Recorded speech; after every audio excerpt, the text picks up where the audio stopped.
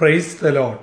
ജീവജലം എന്ന പ്രതിദിന വാഗ്ദത്ത വചനത്തിലേക്ക് ലോകമെമ്പാടുമുള്ള ദൈവമക്കൾക്ക് വേഗം വരുന്നവനായ യേശുക്രിസ്തുവിന്റെ അതിപരിശുദ്ധ നാമത്തിൽ സ്നേഹ വന്ദനം.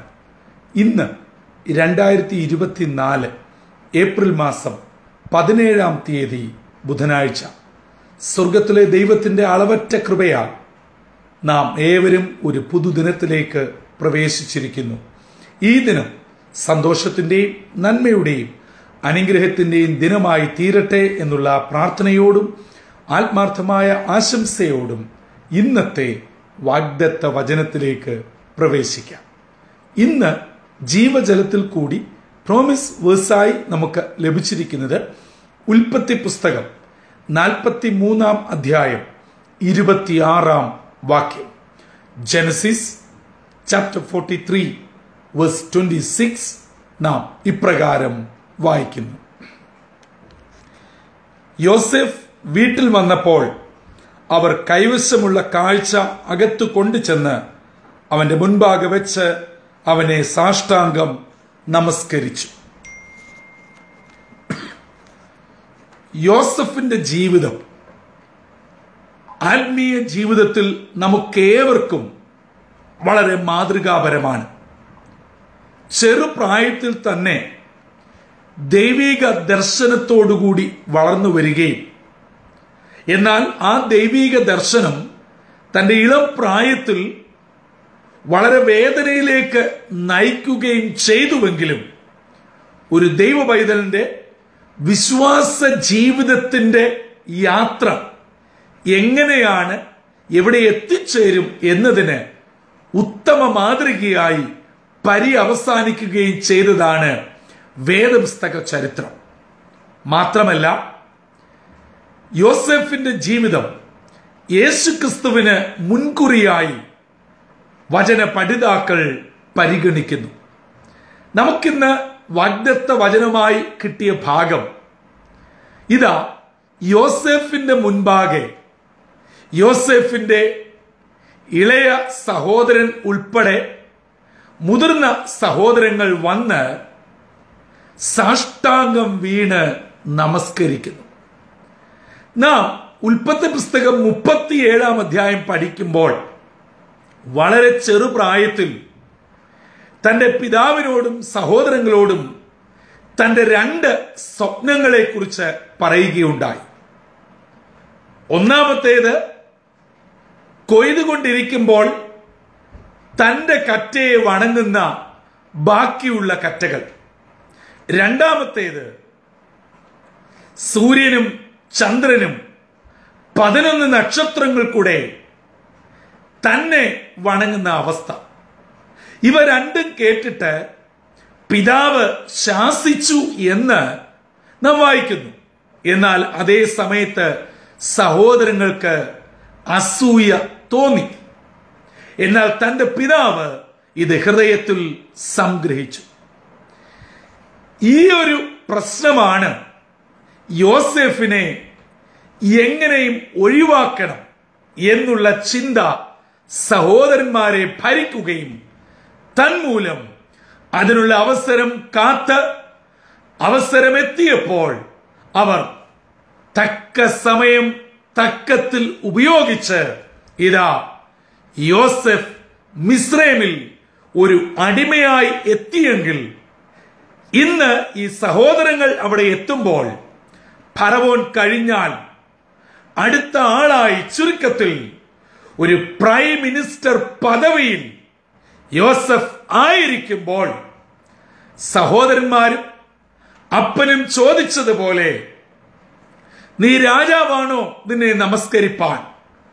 നമ്മളിന്ന് വായിച്ചു കേട്ട വാഗ്ദത്ത വചനമായ ഉൽപ്പത്തി 43:26 നിന്ദിച്ച് പരിഹസിച്ച് അസൂയ പൂണ്ട് കൊല്ലുവാൻ ശ്രമിച്ച് വിറ്റുകളഞ്ഞ, തുടർന്ന് നിരവധി അനവധി വേദനകളിലും പരിഹാസങ്ങളിലും ദുഷികളിലും കാരാഗ്രഹങ്ങളിൽ കൂടെ കടന്നുപോയ യോസഫ് ഇതാ മിസ്രൈമിന്റെ രണ്ടാമനായി പരിലസിക്കുന്നു. അവരുടെ മുൻപിൽ വർഷങ്ങൾക്ക് പിൻപിൽ പരിഹസിച്ച് മേൽ പറയപ്പെട്ട വിധത്തിൽ തന്നെ വേദനിപ്പിച്ച അതേ സഹോദരങ്ങൾ കാഴ്ചയർപ്പിച്ച് സാഷ്ടാംഗം നമസ്കരിക്കുന്നു. 2024 ഏപ്രിൽ മാസം 17-ാം തീയതി ബുധനാഴ്ച അതിരാവിലെ ഇന്നത്തേക്കുള്ള വാഗ്ദത്ത വചനം ശ്രവിച്ചുകൊണ്ടിരിക്കുന്ന പ്രിയ മാതാപിതാക്കളെ, സഹോദരി സഹോദരങ്ങളെ, യുവജന സുഹൃത്തുക്കളെ, നിങ്ങളുടെ ജീവിതത്തിൽ ദൈവത്തിന്റെ ഒരു പ്രോമിസ് കിടപ്പുണ്ടോ?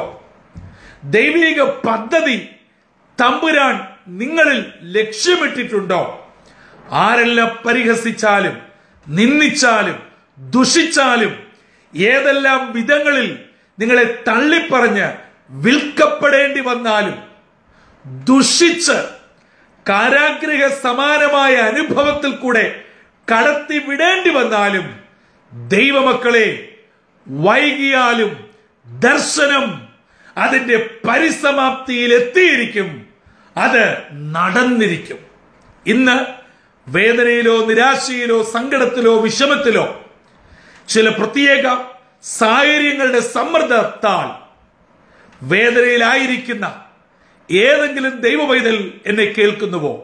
നിങ്ങളുടെ ശുശ്രൂഷയിൽ, നിങ്ങളുടെ കുടുംബ ജീവിതത്തിൽ, കുഞ്ഞുങ്ങളുടെ കാര്യത്തിൽ, ജോലി കാര്യത്തിൽ, ആരോഗ്യ കാര്യത്തിൽ, മക്കളുടെ കാര്യത്തിൽ, നിങ്ങളുടെ ബിസിനസ് കാര്യങ്ങളിൽ, നിങ്ങളുടെ ശുശ്രൂഷ ആത്മീയ മണ്ഡലങ്ങളിൽ എവിടെയാണ് ശത്രു ഈ നാളുകളിൽ പോരാടിക്കൊണ്ടിരിക്കുന്നത്? നിങ്ങളെ വല്ലാതെ പിന്തുടർന്ന് തകർക്കുവാൻ, പിച്ചു ചീന്തുവാൻ പദ്ധതിയിട്ട് നിങ്ങളെ പിഴുതെറിയുവാൻ ശ്രമിച്ച് നോട്ടമിട്ടിരിക്കുന്നത്? ദൈവപൈതലെ, ഭയക്കണ്ട, പേടിക്കണ്ട. യോസഫ് ചില വർഷങ്ങൾ വേണ്ടി വന്നു തന്റെ ദർശനത്തിന്റെ പരിസമാപ്തിയിലെത്തുവാൻ. ഈ നാളുകളിൽ നിങ്ങൾ കടന്നുപോയ വേദനയും ഒഴുക്കിയ കണ്ണീരും നിങ്ങളുടെ ഉപവാസവും പ്രാർത്ഥനയും നിശ്ചയമായും ഫലപ്രാപ്തിയിൽ എത്തിയിരിക്കും. തമ്പുരാൻ അതിന്മേൽ ജയമെടുത്തിരിക്കും. ഒരിക്കലും അത് കാണാതെ പോകുന്ന അന്ധനായ ഒരു ദൈവമല്ല നമ്മുടെ ദൈവം. വിളിച്ചാൽ വിളിപ്പുറത്തിറങ്ങി വന്ന് നമ്മുടെ വേദനയിൽ മനസ്സലിഞ്ഞ് പുതുവഴി തുറക്കുന്ന ദൈവം.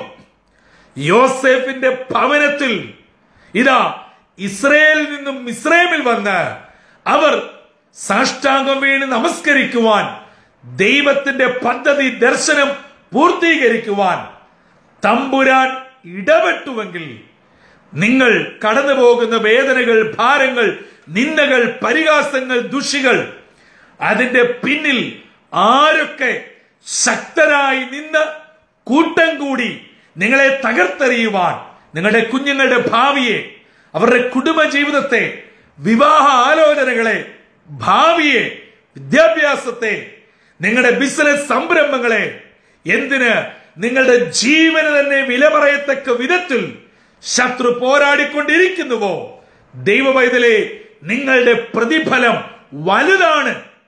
നിങ്ങളെ ദൈവം ഉയർത്താൻ പോകുന്നു എന്ന് യോസേഫിന്റെ അനുഭവം നമ്മെ പഠിപ്പിക്കുന്നു. ആകയാൽ ഇന്നത്തെ വാഗ്ദത്ത വചനം വേദനയിലും സങ്കടത്തിലും നിരാശയിലും ഇരിക്കുന്ന ദൈവമക്കൾക്ക്, പ്രാർത്ഥിക്കുന്ന വിശ്വാസ സമൂഹത്തിന് ഒരു വലിയ ശക്തിയായി മാറട്ടെ, ഊർജമായി മാറട്ടെ.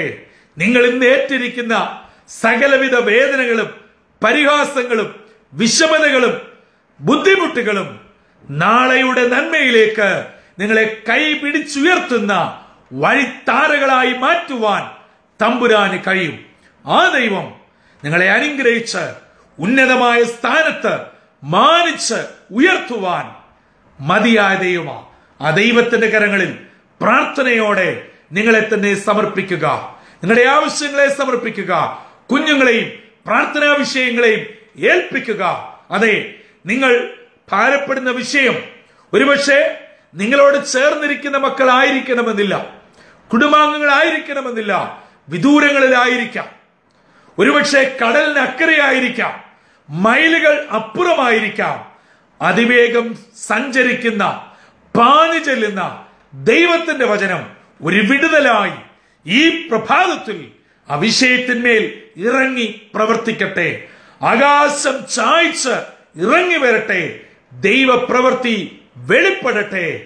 അങ്ങനെ ഈ ദിനം വിടുതലിന്റെയും സന്തോഷത്തിന്റെയും നന്മയുടെയും ദിനമായി നമുക്കൊന്നിച്ച് ദൈവത്തെ ആരാധിപ്പാനും സ്തോത്രം ചെയ്യുവാനും കർത്താവ് സഹായിക്കട്ടെ എന്നുള്ള പ്രാർത്ഥനയോടെ നമ്മെ തന്നെ സമർപ്പിക്കാം.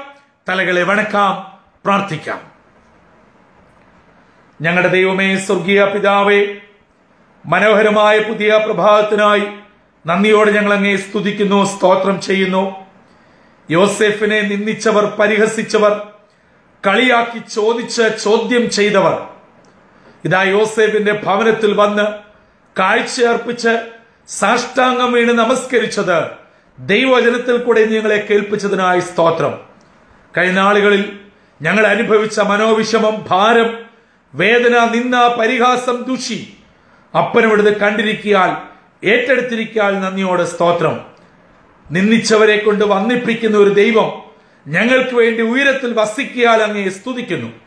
ദൈവവചനം കേട്ട പ്രാർത്ഥിക്കുന്ന ഇതിന്റെ കുഞ്ഞുങ്ങളെ അനുഗ്രഹിക്കണം. അവരുടെ വേദനകളെ, അവരുടെ ഭാരങ്ങളെ, അവരുടെ മനോവിഷയങ്ങളെ അപ്പനവിടുന്ന് ഏറ്റെടുക്കണം. ഇന്നത്തെ ദിനം വിടുതലിന്റെയും അനുഗ്രഹത്തിന്റെയും ദൈവകൃപയുടെയും ദിനമായി കർത്താവിന്റെ കൃപയാൽ അവരെ ഏവരെയും നടത്തണമെന്ന് യേശു ക്രിസ്തു മൂലം അപേക്ഷിക്കുന്നു. കൃപയോടെ കേൾക്കുമാറാകണമേ. ആമീൻ, ആമീൻ, ആമീൻ.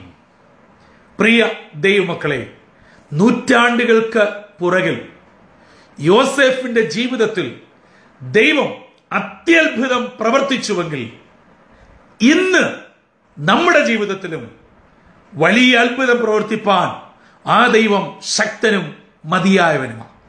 ആകയാൽ വിശ്വാസത്തിൽ മടുക്കാതെ പ്രാർത്ഥനയോടെ ഇന്നത്തെ വാഗ്ദത്ത വചനപ്രകാരം ശക്തമായി മുന്നേറുക. സ്വർഗത്തിലെ ദൈവം നമ്മ ഏവരെയും അനുഗ്രഹിച്ച് തന്റെ കൃപയാൽ വഴി നടത്തട്ടെ. കർത്തൃ ശുശ്രൂഷയിൽ നിങ്ങൾക്കൊപ്പം brother Santosh Kodukulanji. God bless you all.